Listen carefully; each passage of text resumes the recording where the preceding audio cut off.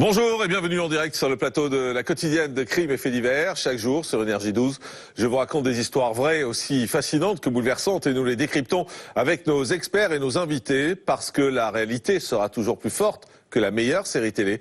Voici le sommaire de ce nouveau numéro de Crimes et Faits divers. Et ce long pont de l'Ascension débuté hélas par un drame terrible avec la mort de 3 personnes dont une fillette de 6 ans et une autre petite fille de 4 ans qui est portée disparue. Ce drame s'est produit hier après-midi dans le Bas-Rhin où un canot sur lequel se trouvaient plusieurs touristes a chaviré. Mais à bord, visiblement, personne n'avait de gilet de sauvetage. Des témoins du drame ont sauté à l'eau pour tenter de sauver les occupants de l'embarcation. Mais un des sauveteurs s'est lui-même noyé. C'est une véritable tragédie. Reportage sur place dans un instant.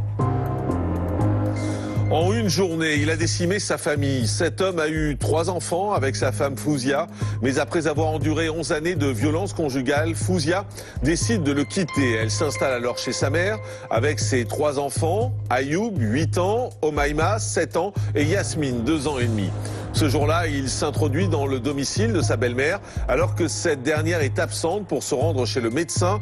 Une violente dispute éclate et il porte 47 coups de couteau à Fouzia. Les enfants s'interposent, Omaïma perd 2 doigts dans la bagarre et Ayoub reçoit un coup de couteau dans le bras. Mais ils ne peuvent malheureusement rien faire pour aider leur mère. Après avoir tué Fouzia, il ira même jusqu'à l'éviscérer avant de prendre la fuite avec ses 3 enfants. Le lendemain, les corps sans vie d'Ayoub, Omaïma et Yasmine sont également retrouvés dans la voiture de leur père, abandonnés sur un parking. 5 ans après ce drame, le meurtrier n'a toujours pas été retrouvé par la police. Myriam, la sœur de Fouzia, se bat pour le retrouver et elle sera en direct. Et puis direction Reims dans la Marne, c'est au sud de l'agglomération que réside Estelle et son fils Tony, 3 ans. Elle vient d'emménager avec son nouveau compagnon qu'elle fréquente depuis seulement 3 mois. Mais ce samedi 26 novembre 2016, elle téléphone paniquée aux pompiers en racontant que son fils aurait chuté dans les escaliers et qu'il serait inconscient. Transféré en urgence à l'hôpital, le petit garçon ne survivra pas. Dès le lendemain, une autopsie est pratiquée et les résultats font froid dans le dos. Tony a le nez cassé, le cuir chevelu lacéré et son corps est recouvert de bleu. La police est alertée et Estelle entendue. Dans un premier temps, la jeune mère confirme sa version de l'accident, puis elle finit par craquer. Elle avoue que depuis quelques semaines, son compagnon avait pris pour habitude de frapper Tony. Alors pourquoi la mère n'a-t-elle pas dénoncé son conjoint si violent ? Et dans le journal des faits divers de Marie Solis, nous vous parlerons de cette femme tuée à l'arme blanche. Ça s'est passé à Oigny, c'est dans le Pas-de-Calais. Son père a lui été retrouvé pendu. Il aurait tué sa fille avant de se donner la mort. Et pour analyser avec nous ces histoires, répondre à toutes les questions que l'on se pose, nos experts de Crimes et Faits divers à la quotidienne sont aujourd'hui Maître Arnaud Touati, avocat, bonjour. Bonjour Jean-Marc. Bonjour. Pour nous expliquer les procédures judiciaires, Pascal Neveu, psychanalyste, bonjour. Bonjour Jean-Marc. Pour comprendre les rouages psychologiques de chacun. Et puis vous le savez, chaque jour en fin d'émission, le droit de suite. Dans cette séquence, nous revenons sur les dossiers que nous avons traités pour vous donner les toutes dernières infos. C'est avec Charlotte Durand, spécialiste des faits divers et rédactrice en chef de cette émission. Bonjour Charlotte. Bonjour. C'est une journée qui a commencé avec des rires et des cris de joie, ceux de 2 fillettes qui étaient heureuses de partir faire une descente en canot hier après-midi non loin de Strasbourg. Mais en quelques heures, tout va basculer, la situation va virer au drame quand l'embarcation va chavirer. Alors qu'il est, le bilan est de 3 morts et une fillette de 4 ans est toujours portée disparue. Car selon les dernières informations, il n'y avait pas de gilet de sauvetage à bord, ce qui semble totalement fou, en particulier avec de si jeunes enfants. Pire encore, l'endroit où l'embarcation a chaviré était interdite à toute activité nautique, même la pêche n'était pas autorisée.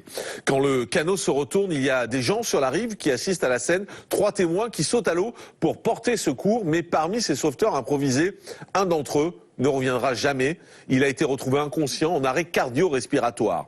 D'importants moyens français et allemands ont été déployés avec des équipes cynotechniques et plusieurs hélicoptères, mais également des plongeurs. Toute la journée, des plongeurs français et allemands, aidés de plusieurs hélicoptères, ont exploré la zone du naufrage. Une recherche désespérée pour tenter de retrouver la fillette de 4 ans qui se trouvait à bord du canot pneumatique au moment de l'accident, dont le bilan est ce soir de 3 morts et un disparu. Effectivement, 4 personnes qui se sont embarquées sur un bateau gonflable de petite dimension. Ils se sont manifestement laissés dériver sur le bord du barrage, un petit barrage, et ont perdu le contrôle. Donc ils ont probablement chaviré. Les faits se sont déroulés à la hauteur de la commune de Gerstheim, sur cette partie aménagée du Rhin. Ce matin, un groupe de 7 touristes, allemands et roumains, participe à une partie de pêche lorsque 4 d'entre eux, 2 adultes et 2 enfants, embarquent dans un petit canot pneumatique. Au passage de cette retenue d'eau, l'embarcation chavire. 3 des occupants sont emportés.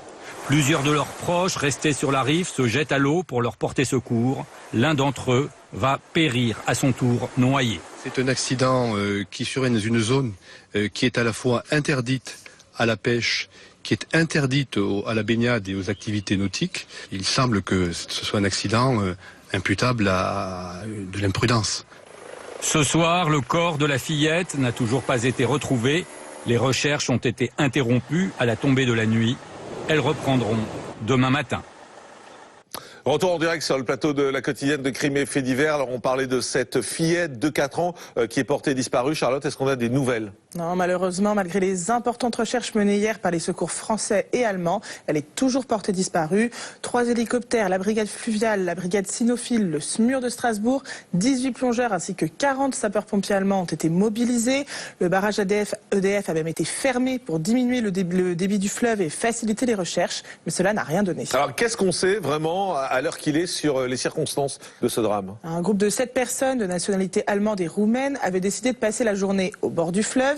Avant de pique-niquer, 2 jeunes hommes ont embarqué avec les 2 fillettes sur un canot pneumatique qu'ils avaient emmené avec eux. Ils se sont laissés dériver sur les bords du barrage et le bateau a été emporté par le puissant courant. Il a chaviré. Donc vous nous confirmez, le bilan pour l'instant c'est 3 morts, hein, c'est ça? 3 personnes ont déjà été retrouvées mortes, un jeune homme de 29 ans et une fillette de 6 ans qui se trouvaient sur l'embarcation, ainsi qu'un jeune homme de 22 ans qui a plongé pour les sauver. Le 4e occupant de l'embarcation, âgé lui de 27 ans, a réussi à se réfugier sur un plot en béton. Et 2 autres témoins, un homme de 35 ans et une femme de 36 ans, qui avaient également plongé pour venir en aide aux victimes, ont pu regagner la berge sains et saufs. Alors dans les dernières informations qu'on a pu avoir, les enquêteurs confirment que non seulement il n'y avait pas de gilet de sauvetage, mais en plus, il était interdit de faire du bateau à cet endroit. C'était effectivement un endroit interdit à la baignade et à la navigation. D'une manière générale, la navigation est autorisée sur le Rhin sans restriction particulière, mais elle est strictement interdite à proximité des centrales hydrauliques et pour le passage des écluses. Des écriteaux sont disposés sur les berges pour avertir le public. Il semblerait donc que le groupe ait manqué de prudence. Et juste un mot sur la fillette dont on parlait il y a un instant, les recherches se poursuivent. Oui, les recherches ont repris dès ce matin. Elles devraient se poursuivre toute la journée. Là encore, un hélicoptère et des plongeurs sont mobilisés. Un mot quand même, Maître Arnaud Toiti, sur cette affaire. Est-ce qu'il y a quelqu'un qui est coupable? Est-ce que quelqu'un va être attaqué dans cette histoire? Parce que c'est vrai que ces gens-là vont faire du canot dans une zone qui est interdite et en plus sans gilet de sauvetage. Qui est responsable au fond? Alors, la seule responsabilité qui pourrait être envisagée, ce serait la responsabilité de la commune, à partir de l'instant où elle n'a pas respecté les obligations, notamment de prudence. Mais comme ça a été indiqué, comme vous l'avez très justement indiqué, il y avait tout un tas de signalétiques, de panneaux qui étaient quand même assez explicites. On a montré d'ailleurs, on a une image des panneaux d'ailleurs, on voit que c'est très clair. Justement, il y a vraiment ces panneaux qui figurent de façon très claire, vous les voyez sur l'écran là. Exactement, donc ça laisse augurer des difficultés particulières pour aller engager la responsabilité de la commune selon toute vraisemblance. Alors, il y a un autre sujet, c'est peut-être aussi la responsabilité du vendeur du canot. Parce qu'il faut voir si ce canot, où est-ce que ce canot a été acheté. Normalement, il y a un certain nombre d'obligations, notamment de fournir des gilets de sauvetage, très probablement quand on vend ce type de matériel, peut-être à voir à ce niveau-là, mais ça me semble assez peu plausible. Et la personne qui a sauté à l'eau pour aller secourir cette famille, cette personne est décédée, en tout cas une des personnes est décédée. Est-ce que la famille de cette personne peut attaquer, je sais pas, les gens qui étaient sur le canot en leur disant qu'ils ont été imprudents et que si cet homme est mort, c'est leur faute? C'est possible ou ça n'existe pas? Encore une fois, ça me semble très compliqué parce que là, il a sauté spontanément. Oui, mais pour aider les gens qui étaient en train de se noyer. C'est juste. Mais ce que je veux dire par là, c'est qu'encore une fois, ça s'inscrit dans un contexte et encore une fois, sous toute réserve, si ce n'est la responsabilité éventuelle de la commune, mais qui semble très difficile à engager en l'espèce, je ne vois pas d'autres alternatives possibles. D'accord. Donc en fait, il a sauté, il a voulu faire un geste positif, c'est sa responsabilité. Donc c'est la Et responsabilité. s'il n'avait pas sauté, on aurait dit non-assistance à personne en danger, c'est ça? C'est tout le paradoxe. C'est effectivement, en tout cas, on aurait potentiellement pu aller sur ce terrain-là en sachant tout de même qu'il risquait sa vie. Donc après, c'est à peser, mais c'est vrai. Merci, Maître Touati. Le lundi 24 juin 2013, Fouzia est avec ses 3 enfants chez sa mère à Saint-Paul-Trois-Châteaux, c'est dans la Drôme. Après 11 ans de violence conjugale, elle vient de se séparer de son mari et s'est donc installée chez sa mère, Habiba. Ce jour-là, Habiba s'absente pour un rendez-vous médical. Il est alors 17h et quand la mère de famille rentre à son domicile, elle fait face à une véritable scène d'horreur. Sa fille, Fouzia, gît sur le sol dans une mare de sang. Son corps est lardé de coups de couteau et elle a été éventrée.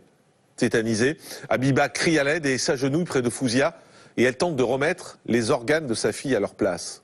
Mais il est trop tard. Tout de suite, le mari de Fouzia fait office de principal suspect, mais il est introuvable, tout comme les 3 enfants du couple. Dans un instant, Myriam, la sœur de Fouzia, sera en direct avec nous. Mais auparavant, retour sur ce jour où la vie de sa famille a sombré dans l'horreur. Nous sommes à Saint-Paul-Trois-Châteaux, dans la Drôme. C'est ici, dans une coquette maison en dehors du centre-ville, que vivent Habiba et ses 6 enfants. La mère de famille élève seule ses 5 filles et son garçon depuis la mort de son mari en 1999. En 2002, la petite dernière de la famille Fouzia, 19 ans, tombe amoureuse d'un trentenaire qui a mauvaise réputation dans le village. Le couple se côtoie en cachette et Fouzia ne parle de sa relation qu'à sa grande sœur, Myriam, qui la met en garde. Selon elle, les amoureux n'ont rien en commun. Pourtant, 6 mois après le début de leur relation, Fouzia tombe enceinte et les voilà mariés. Le petit Ayoub naît et Fouzia, qui avait un emploi de cuisinière, cesse de travailler pour s'occuper de son fils. Elle est aux anges. Sauf que bientôt, Fouzia va découvrir l'autre visage de son époux. Quelques mois après la naissance d'Ayoub, il frappe Fouzia pour la première fois parce qu'elle n'a pas répondu au téléphone. Ensuite, il l'insulte, la gifle, la tire par les cheveux avant de la frapper avec un fer à repasser. Des coups qui deviennent très vite rituels. Et son époux ne tarde pas à s'en prendre à leur fils. La famille de Fouzia est de plus en plus inquiète. Habiba finit par convaincre sa fille de venir chez elle. Mais son époux continue d'harceler sa femme. Il jure de ne plus recommencer. Et Fouzia cède. Elle retourne au domicile conjugal. 2 nouveaux enfants naissent, Omaïma en 2006 et Yasmine en 2011. Mais les violences redoublent. En 2006, Fouzia dépose plainte pour la première fois. La justice ordonne alors une mesure d'éloignement. Mais l'homme ne la respecte pas. Il ne cesse de harceler sa famille. En 2013, Fouzia, à bout de force, décide enfin de divorcer. Le lundi 24 juin 2013, elle est avec ses enfants chez sa mère. Habiba s'absente pour un rendez-vous et laisse seule sa fille et ses petits-enfants, Ayoub, 8 ans, Omaïma, 7 ans, et Yasmine, 2 ans et demi. À son retour, Habiba découvre avec effroi des traces de sang dans la maison. Puis le corps de sa fille, lardé de 47 coups de couteau. Comble de l'horreur, Fouzia a été éviscérée. Sous le choc, Habiba se jette à terre et tente de remettre les organes de sa fille à leur place. Fouzia avait à peine 30 ans. Les cris désespérés d'Habiba alertent un voisin qui appelle les secours. Sur place, les enquêteurs ne trouvent aucune trace des 3 enfants de Fouzia, et pas l'arme du crime non plus. Tout de suite, Les soupçons se dirigent vers le mari de Fouzia, mais lui aussi est introuvable. Mais alors, où est cet homme et où sont passés les 3 enfants du couple? Le père a-t-il pu commettre un tel crime? Retour en direct sur le plateau de la quotidienne de Crimes et Faits divers. Bonjour Myriam. Bonjour. Merci d'être en direct avec nous. Vous êtes la sœur de Fouzia. Oui. Et bonjour maître Nadia El Bouroumi. Merci d'être là également. Vous êtes l'avocate de Myriam. On va commencer peut-être, Nadia, en parlant un peu de votre sœur, qui est décrite visiblement partout comme quelqu'un d'ouvert, comme quelqu'un de gentil. Ouais. Comment vous parleriez d'elle, vous, avec vos mots? Alors c'est compliqué encore. J'imagine. Ouais. Quelqu'un qui aimait ses frères et sœurs, qui s'est toujours occupé de nous. Toujours dans la tendresse et dans la complicité de ses grands frères, parce qu'on était un genre de petits... on était plusieurs, donc... Mais non, c'était quelqu'un d'aimante. Jovial, dévoué, toujours prête à rendre service. Exactement, c'était ça. Avec un cœur gros... Voilà. Elle était diplômée d'une école de coiffure. Tout à fait. Et elle était cuisinière. En plus, ouais. En plus. Ouais. Vous aviez de bons rapports avec elle? Oui, oui, oui. C'était les petites bêtises lorsqu'on était enfant, c'était avec elle. Moi, mon adolescence, c'était avec elle. Je veux dire, dès que je sortais, c'était systématiquement avec elle. Donc, ouais, très, très proche. Quand vous pensez à elle aujourd'hui, c'est quoi le premier souvenir qui vous vient? C'est nos bêtises. C'est nos bêtises envers nos petits frères, voilà, c'est nos bêtises et puis la complicité qu'on avait pour rendre folle notre maman. Mais non, que des belles choses. Alors, elle va rencontrer cet homme. Et c'est assez étonnant parce que dès le début, je crois qu'elle est mise en garde par des voisins. Alors, on lui dit que c'est pas un homme très bien. Ouais. Nous, moi, je l'ai su qu'après, mais c'est vrai que beaucoup lui ont dit que c'était pas quelqu'un de fréquentable, parce qu'il était, il faut savoir, interdit de séjour à Saint-Paul-les-Trois-Châteaux. Et en fait, en cette période où elle a rencontré, il était revenu, donc c'est à partir de là que leur relation a commencé et où les voisins nous ont prévenus. Mais je crois que les voisins ont un mot assez fort, ils disent c'est de la mauvaise graine. Ouais, c'est exactement ça. C'est une famille, et notamment lui en premier, c'est une personne qu'il fallait pas fréquenter, quoi. Vous aviez des rapports, vous, avec lui? Non. Quand vous alliez voir votre sœur, par exemple, il était là, je pense. Mais bon, je vous renvoie parce que, je veux dire, j'avais pas de rapport, non, sur ça, non. Parce que dans une famille, en général, on parle, on discute. Lui, oui. c'était toujours pour crier ou pour critiquer l'un ou l'autre. Des gens comme ça, on ne veut pas en parler avec pendant des heures. Donc, en l'occurrence, je ne parlais pas. Vous saviez qu'il était violent avec votre sœur? Moi, oui. Parce que j'ai été témoin notamment du fer à repasser, de la scène avec le fer à repasser. C'est quoi la scène avec le fer à repasser? On était rentrés de faire les courses et puis il s'avère que son téléphone, hélas, ne recevait pas. N'avait pas de réseau. Il a fait que, a priori, l'appeler. Il l'a pas eu et ça l'a bien énervé. Voilà. Donc il s'en est pris. Il a commencé à l'insulter, lui tirer les cheveux. Et donc moi j'avais le petit dans les bras, je me souviens, et puis il est parti chercher le fer à repasser, et puis là, avec le petit dans les bras, j'ai essayé de l'arrêter. Et il a frappé avec le fer à repasser? Il lui a mis un petit coup, mais il a frappé, donc oui, en l'occurrence, oui. Et vous, à ce moment-là, qu'est-ce que vous dites à votre sœur? Je lui dis, tu viens, on va chez maman. Donc lui a crié, moi a appelé ma mère, c'est une scène où... Mais visiblement, ça continuait très longtemps. Ça a continué pendant 11 ans, quasiment. C'est ça, ouais. Et vous aviez des dialogues là-dessus avec votre sœur? Vous essayez de la sortir de cette emprise? Parce que dans ces cas-là, on imagine bien que quand une femme reste dans ces cas-là, c'est qu'il y a une emprise. Elle est partie à plusieurs reprises, mais il est toujours arrivé à la recontacter. Toujours. Et elle a récupéré. Et elle faisait à chaque fois la démarche d'y retourner. Ouais. Vous savez pourquoi? Non. Vous la compreniez pas dans ces moments-là? Non, je la comprenais pas et on lui faisait la morale, mais bon, après, on n'allait pas la forcer à rester. Voilà. Et qu'est-ce qu'elle vous disait? Pourquoi vous lui avez demandé, je suppose? Les derniers temps, c'était par rapport à ses enfants. parce que ça restait leur père, c'est ce qu'elle nous disait. Les derniers temps, c'était ça. Ensuite, avant, non. On la comprenait pas et on voulait pas, quoi. C'était hors de question pour nous. Et puis il y a ce fameux lundi 24 juin 2013. Comment vous apprenez la mort de votre sœur? Moi, j'étais au travail, donc j'étais en train de préparer le briefing, donc début de service, et ma petite sœur qui m'appelle et qui me dit, écoute, j'ai besoin de ta voiture, donc je comprenais pas, alors qu'elle avait son véhicule. Elle me dit, Fouzia s'est suicidée, donc il y avait quelque chose qui sonnait pas juste dans ce qu'elle venait de me dire, sachant que ses enfants, c'était toute sa vie.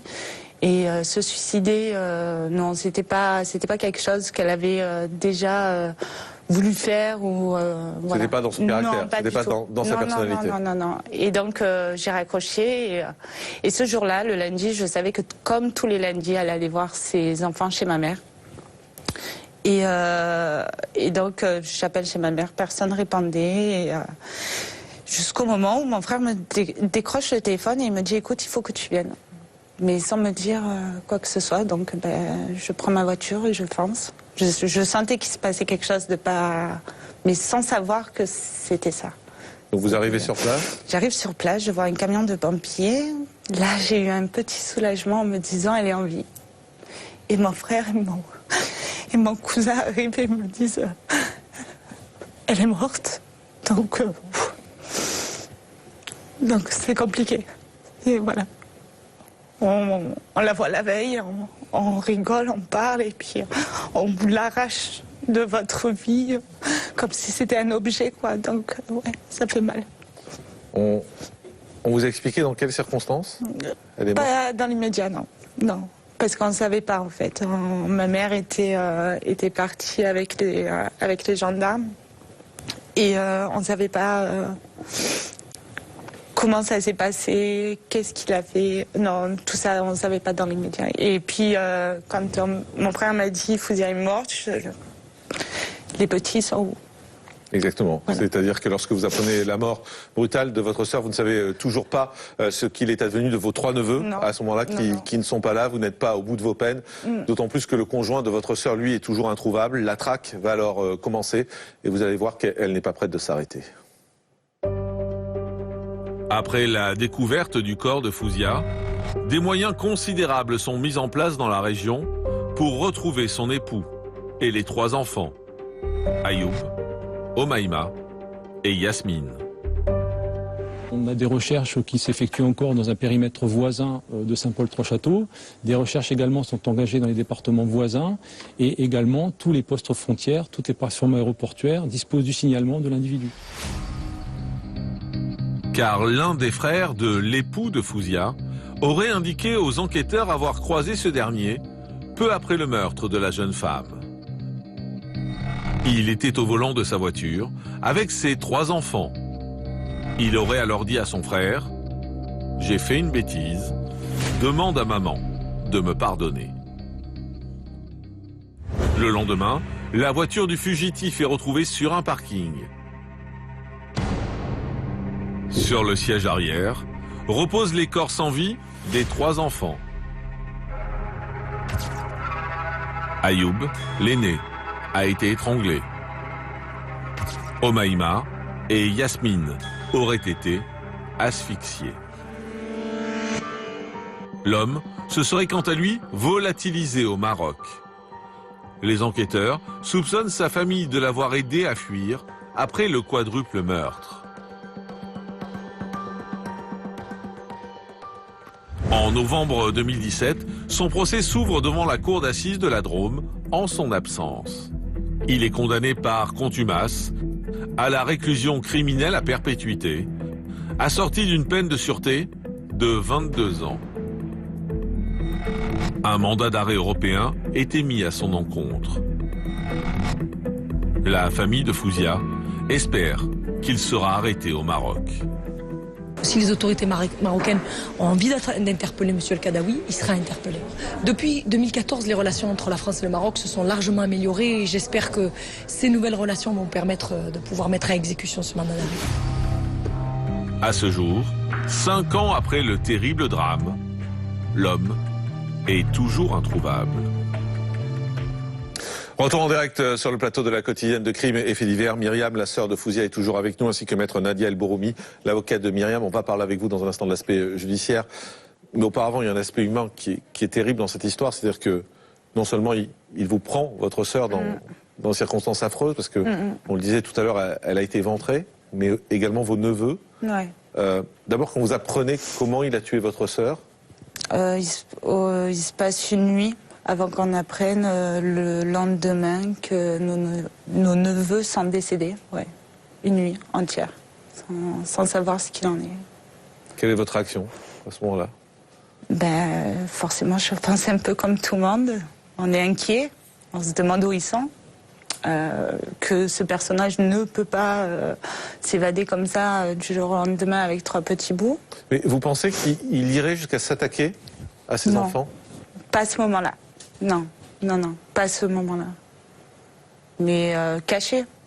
C'était plus notre... Oui, c'est ça, partir ou les prendre et caché. partir. Donc c'est un autre choc quand vous apprenez qu'il les a tués. Ouais.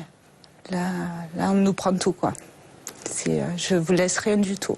C'est un peu...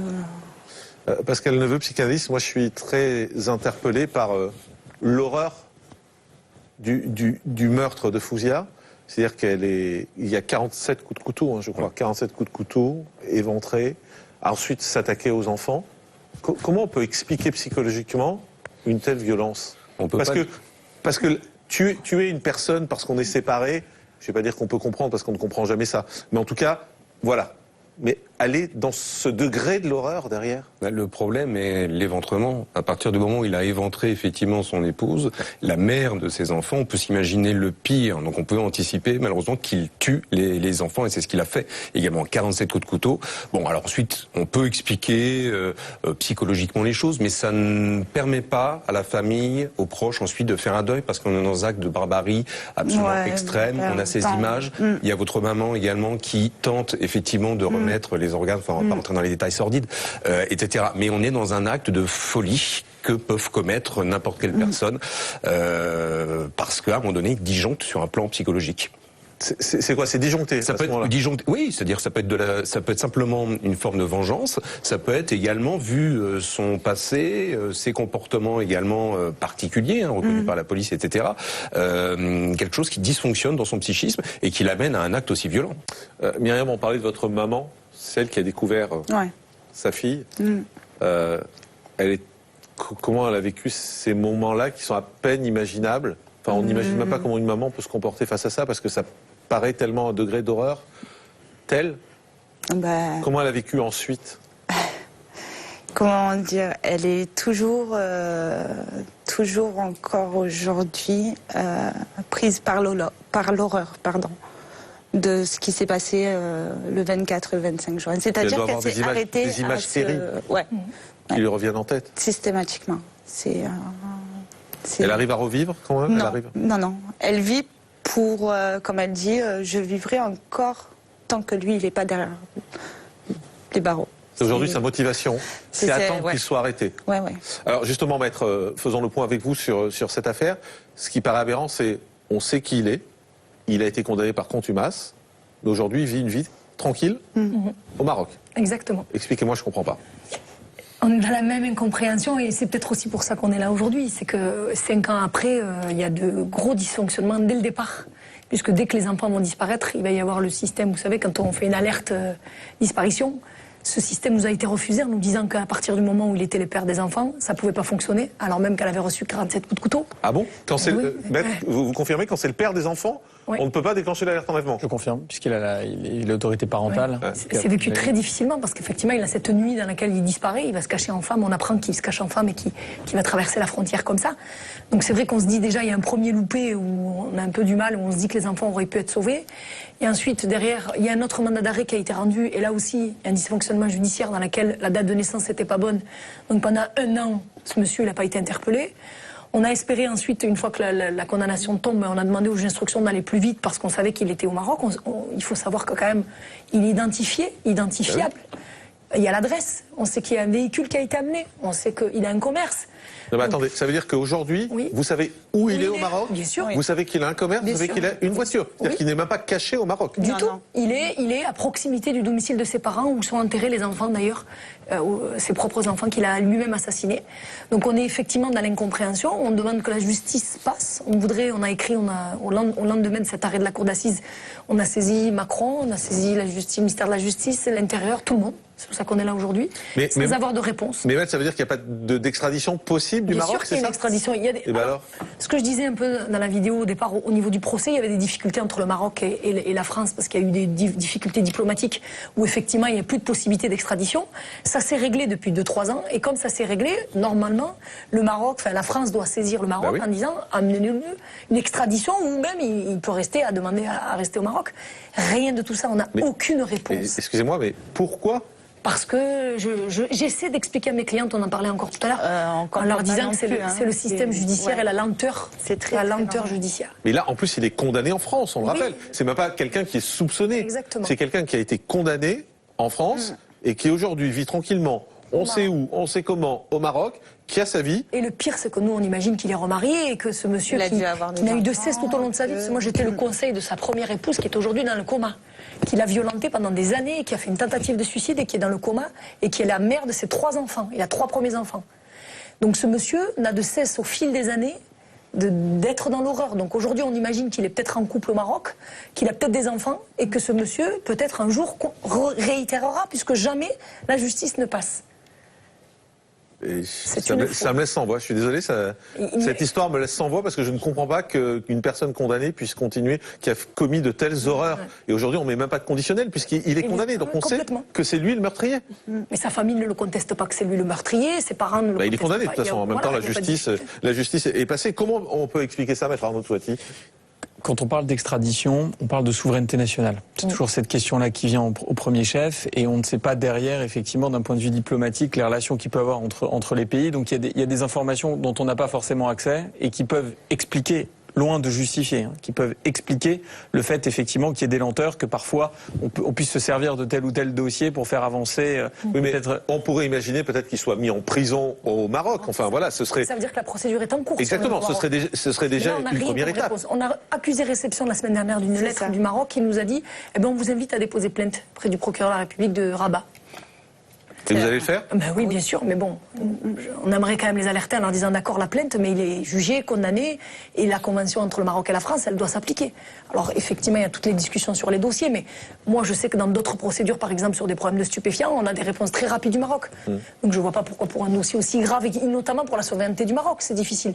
Parce que si aujourd'hui il réitère au Maroc, c'est la souveraineté même du Maroc qui peut être mise en difficulté. Vous avez dit quelque chose tout à l'heure, Myriam, vous avez dit que les enfants étaient enterrés. Oui. Dans quoi? Dans son caveau familial à lui? Non, pas du tout. C'est que en fait, on a été forcé à les enterrer chez lui, c'est-à-dire là où il a dans son caveau familial. Dans son caveau familial, voilà. c'est ça. Oui, aux côtés de sa sœur, de Fouzia, et à côté des enfants. Ils n'ont pas eu le choix de pouvoir enterrer les enfants. Et Fouzia, où il voulait. Mais comment les enfants, pourquoi les enfants sont enterrés dans le caveau de l'homme qui les a tués? Et Fouzia, pareil? Comment c'est possible? Le père de l'assassin a imposé, et la famille était dans un tel état d'effondrement qu'elles n'ont pas eu la possibilité de pouvoir s'opposer. On n'a pas eu la force de s'opposer à ce moment-là, du moins. Et aujourd'hui, vous aimeriez? Et aujourd'hui, on aimerait aller se recueillir, ou au moins essayer de... Voilà. Là, en l'occurrence, depuis l'enterrement, on n'est jamais retourné. Parce que vous avez peur? Parce qu'on a peur, parce qu'on sait qu'il est là-bas, et parce que c'est encore dangereux pour ma maman, parce que on veut pas, on veut qu'il soit derrière les barreaux pour pouvoir se recueillir auprès d'eux. Aujourd'hui, en l'occurrence, on n'a pas cette possibilité-là parce que on est bloqué dans tous les sens. Pascal Neveu, c'est terrible en plus de même pas aller pouvoir se recueillir sur une tombe. Oui, parce que le rituel funéraire il est extrêmement important, et en plus, imaginer après ce crime atroce. Les enfants sont sur place à côté de lui, c'est encore beaucoup plus compliqué. Il faut savoir aussi que pour les enterrements, et ça c'est quelque chose qu'on avait imposé, il ne voulait pas que ma sœur soit enterrée avec ses enfants. Il voulait la mettre à part. Il la voulait pas du tout. Ah, pas du tout. Vous voyez l'agressivité de cet homme, hein, qui à un moment donné est rentré dans un acte de barbarie extrême. Mais il faudrait que votre maman, pardonnez-moi, mais puisse peut-être être suivie par quelqu'un, ne serait-ce qu'en hypnothérapie, parce qu'elle a encore ce qu'on appelle un choc post-traumatique suite à cette vision abominable. Non, mais... Et je crois que votre maman, d'ailleurs, qui est tellement choquée par ce qui s'est passé, a décidé de garder la maison en l'état. Oui. C'est-à-dire que même nous, ses enfants, on se rend compte qu'on ne peut plus la garder, donc on lui a proposé de la mettre en vente. Parce que la maison, elle n'y habite pas, c'est ça? Non. Mais elle a voulu, juste que personne n'y soit, conserver cette maison. Voilà. C'est même pour récupérer des affaires ou la nettoyer. Il faut savoir qu'elle est aujourd'hui pas encore nettoyée. C'est-à-dire qu'il y a des traces de sang encore? Exactement. Dans la maison? Elle ne veut toujours pas, Alors il faut savoir que juridiquement, il peut faire opposition. Il peut faire opposition de l'arrêt de la condamnation. Donc il pourrait demain que tout le procès se déroule et qu'il commence à soulever avec des nullités. Donc elle se dit, je veux surtout pas qu'aussi cette maison, si demain il devait être interpellé, ce soit le moyen pour lui de dire, c'est pas moi. Et donc je précise, pour être très clair, et disons les choses vraiment, si vous êtes là aussi, aujourd'hui c'est pour lancer un appel au gouvernement, pour lancer un appel au système judiciaire en leur disant, on ne peut pas laisser cet homme vivre sa vie tranquillement au Maroc, alors qu'il est condamné, alors qu'il a tué ma sœur, alors qu'il a tué mes neveux. Exactement. C'est vraiment, s'il vous plaît, que... Je le dis s'il vous plaît, et pourtant je suis un avocat où à un moment donné on imagine bien qu'on fait des courriers, qu'on fait des télécopies, qu'on téléphone. J'expliquais à la dame tout à l'heure, mais j'ai une collaboratrice qui passe ses journées à essayer d'appeler. On envoie des fax, on nous dit le fax n'est pas passé, le fax est éteint. Est-ce que quelqu'un... Rien, il n'y a aucune réponse. Donc vraiment aujourd'hui c'est de dire... Répondez à cette famille, parce que vraiment la mère de Kebdani et Habiba, elle ne vit plus, elle ne fait que ça. Ces journées sont organisées à faire des allers-retours au Maroc, essayer de solliciter en disant s'il vous plaît, faites quelque chose, ma fille ne peut pas être morte pour rien. J'espère que votre appel sera entendu, en tout cas. Myriam, et tout ça c'est pour Fouzia et ses neveux que vous faites? Ouais, ma sœur et mes neveux, parce qu'ils me manquent et que elle ne méritait pas ça, quoi. Ils étaient pleines de vie, elle voulait reprendre sa vie, et puis il lui a enlevé, il lui a arraché. Donc, et il nous les a arrachés également. Donc oui, aujourd'hui c'est pour elle, mes neveux, et leur mémoire. Voilà. Il a brisé toute une famille en fait. Oui, aujourd'hui, Merci Myriam. Je vous en prie. Merci maître également d'avoir été avec nous. On fait une pause, on se retrouve juste après en direct. À tout de suite.